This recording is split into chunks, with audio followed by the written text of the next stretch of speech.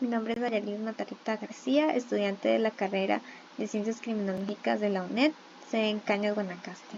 Y el día de hoy voy a estar haciendo una presentación audiovisual correspondiente a la asignatura de Principios de Derecho Penal Especial. A lo largo de este video estaré explicando distintos conceptos referentes a delitos contra el patrimonio y delitos contra la propiedad. Bueno, el patrimonio, el concepto está encontrado en el libro de Edwin Jiménez de Derecho Penal Especial, citando a la DRAE, que indica que el patrimonio es el conjunto de bienes propios adquiridos por cualquier título o bien, un conjunto de bienes pertenecientes a una persona natural o jurídica, o efectos a un fin susceptible de estimación económica. El patrimonio comprende los bienes de una persona que son cuantificables a un valor o estimación económica.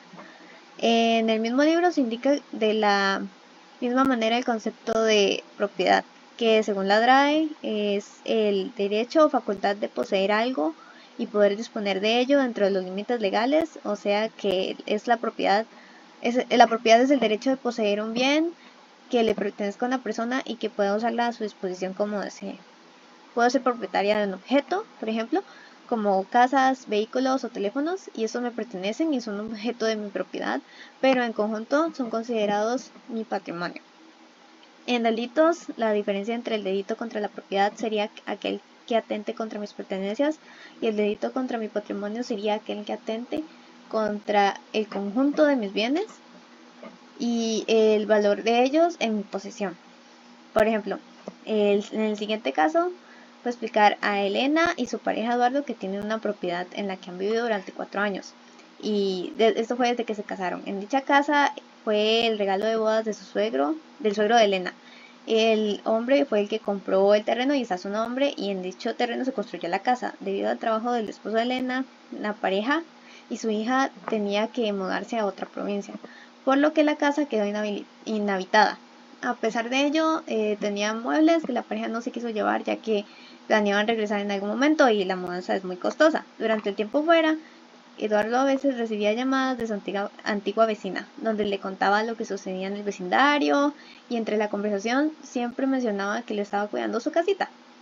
Eduardo siempre pensó que la señora lo decía de buen corazón, así que nunca le pareció extraño que le mencionara la casa cada rato. Fue así hasta que la vecina le dijo a Eduardo que sería una brillante idea si alquilaban la casa mientras ellos no estaban. Y la mejor idea que se le ocurrió fue los hijos de la vecina.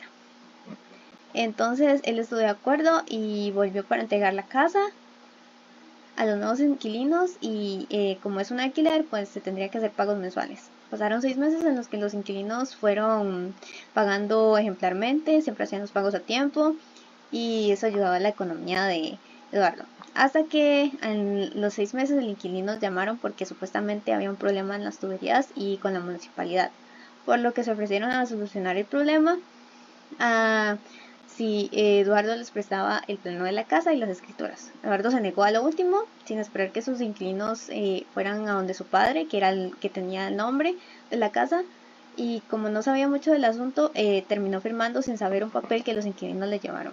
Entonces, este papel que firmaba cedía los derechos de la propiedad de su hijo a los inquilinos. Pero Eduardo no se enteró hasta el pago del siguiente alquiler, y que no se había realizado. Trató de comunicarse con el inquilino porque no era normal, y como no fue posible, entonces llamó a su antigua vecina y tampoco pudo. Se preocupó y decidió hacer una visita, ya que sus padres vivían ahí, y encontraron la casa pintada y con rejas y cambiada totalmente, y se dio cuenta que el inquilino se había adueñado de su casa sin su consentimiento durante el último mes. Este último le vino a restregar que ahora las escrituras estaban a su nombre. Entonces Eduardo se puso muy triste y devastado con Bar antes de transmitir la noticia a sus familiares. Sin embargo, durante el camino a casa, Eduardo fue abordado por asaltantes.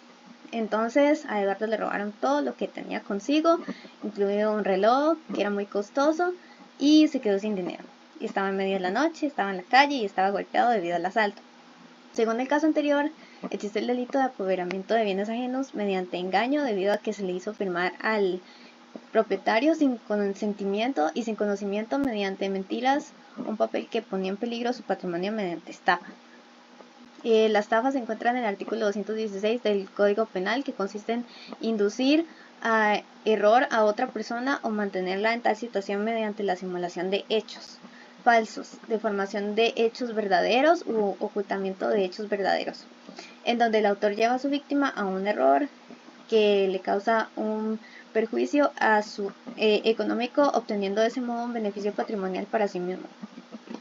El bien jurídico que tutela es el patrimonio, muebles o inmuebles, en este caso la propiedad y los artículos que se habían quedado dentro, que los propietarios habían dejado, y el verbo típico en este caso es el despojo patrimonial mediante engaño.